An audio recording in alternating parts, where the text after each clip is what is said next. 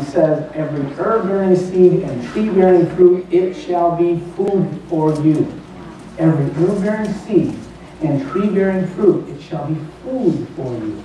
What's herb-bearing seed and tree-bearing fruit? In simple English, it's this, and I promise you, you will remember this, because when you go to make food choices from now on, you're going to see this picture in your mind of Dr. Don standing up there, bouncing up and down, number 6, 7, and 8, going like this: fruits and vegetables, whole grains. Everybody sing it with me. Fruits and vegetables, whole grains. These are God-made foods, not man-made, processed, nutrient-depleting foods. If we don't start eating real foods, we're going to be in real trouble. You'll say, well, then if I just eat all these real foods, that's all I need. I don't need the supplement, right? You'd have to eat 2 to 3 fruits, 4 to 6 vegetables, and 5 to 11 whole grain servings 365 days a year, grown in soils that are not depleted, not picked before they're ripe, and then sprayed with gases to keep them from ripening before they get to you, and irradiated to supposedly make them healthy, which further depletes nutrients. And then when you get them home, you don't just eat them, you cook them, bake them, God forbid, microwave them in case there's any nutrition. And what's left for you? You're left with a deficit, deficiency, relative deficiency. So a very simple solution to that is nutritional supplementation. The jury is not out on this. It's not a question of whether you should supplement or not. The question is, what supplement should you choose? And I just heard a doctor, MD, same degree as mine. He didn't look too healthy, I'm glad to say that. But he was on CNN just yesterday in the airport. I see this doctor come on and say, there are a lot of studies about nutritional supplements, and the overwhelming majority of them say they do more harm than good. They don't work. And of course, he's written a book that endorses other things, and it's all good. And I just think, wow, how dumb can you get to still breathing? This is my supposed colleague. You know, but opinions are like noses. Everybody's got one. There's usually a couple holes in them. And everyone's entitled to my opinion, they just don't always take it.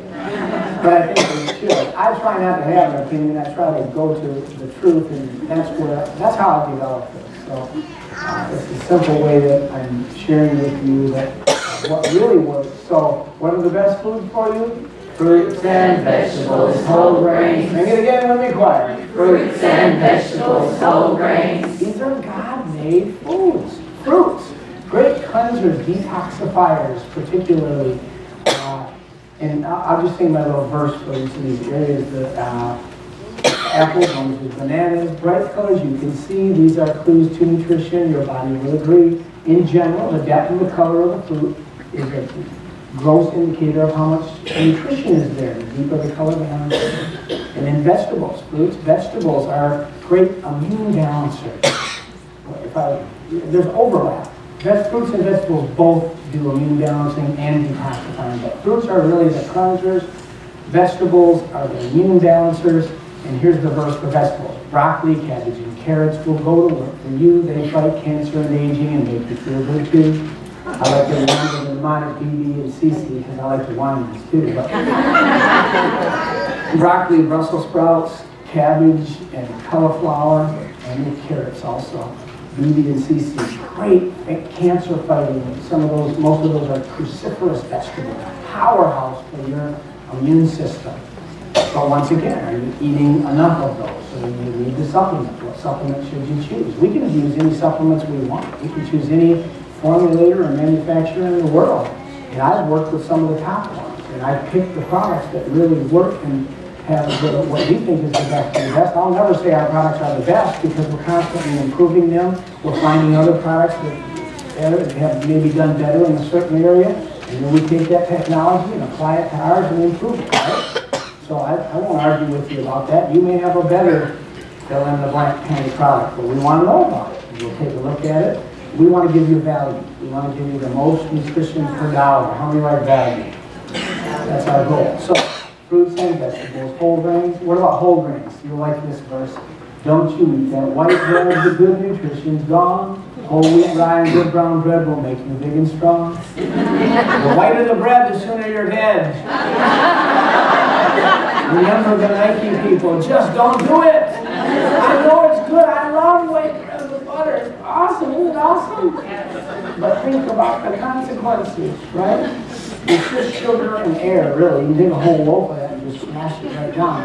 And the whole grain slowly release those simple sugars as opposed to the white bread that's just sugar. So, fruits and vegetables, whole grain, and then white if you choose meat. Everybody say white meat. White meat. Fish, chicken, and turkey, because they are the healthiest meats if you're going to choose meat. And I know there's big controversy out there about meat eating and is vegetarianism healthier, and you know, the Bible does not teach to be a vegetarian. I believe vegetarian is the Indian word for bad hunter.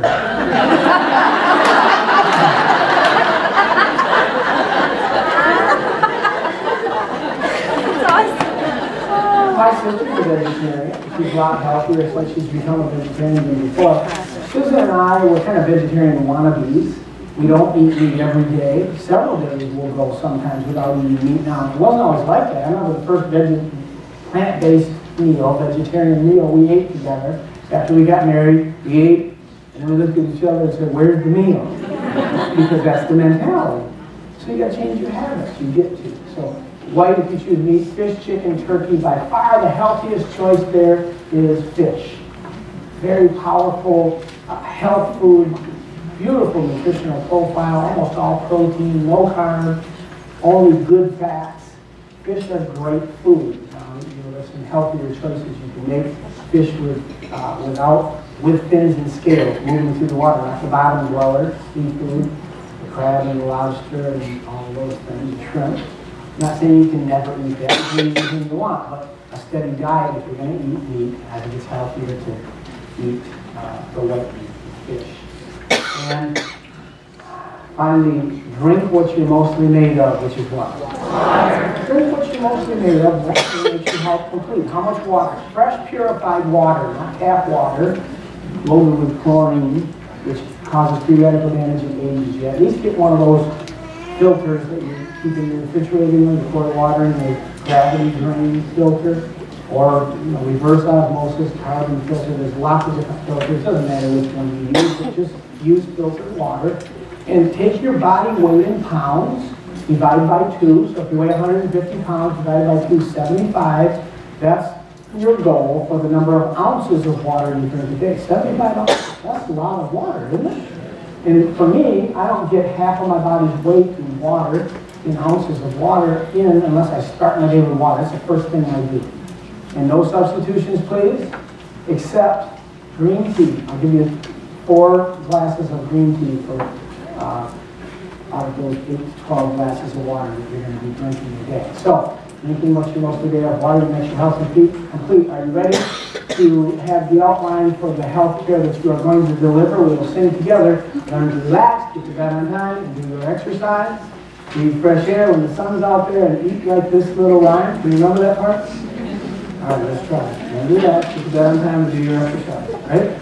Learn to relax, get to bed on time, and do your exercise. What do you breathe? Breathe fresh air when the sun's out there, and eat like this little rhyme. Now you remember these, don't you? Fruits and vegetables, whole grains, white if you choose meat. What do you drink? Drink what you're mostly made of. Water makes your health complete. Now you are a healthcare deliverer.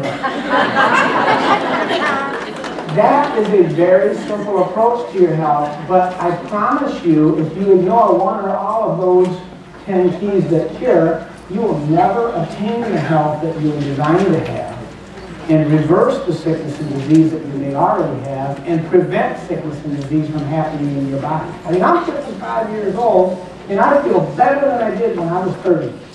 And I've always been thin, but I've not always been healthy.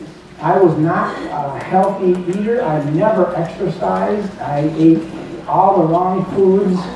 And you know what? The truth is, you can eat anything. Your body is so smart and adaptable, you can survive. But there are healthier choices. And as we were singing through that song, I remember that learn to relax, get to bed on time, do your exercise. Breathe fresh air. I didn't talk about that when the sun's out there. Let me quickly just give you a couple sentences on each one. Breathe fresh air Oxygen is the #1 nutrient required by every cell of your body on a second-to-second basis.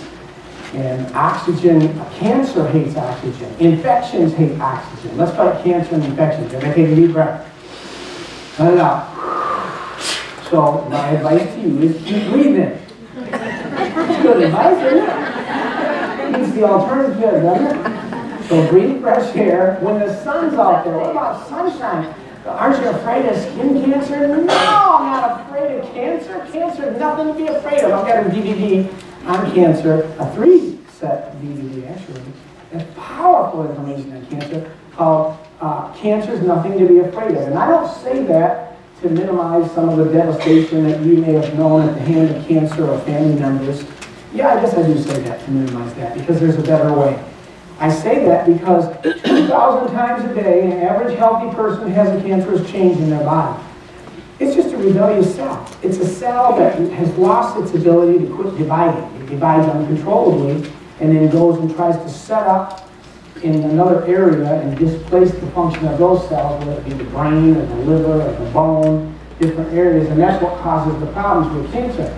Well, if every one of us has averaged 2,000 cancerous changes a day, which is very technically and scientifically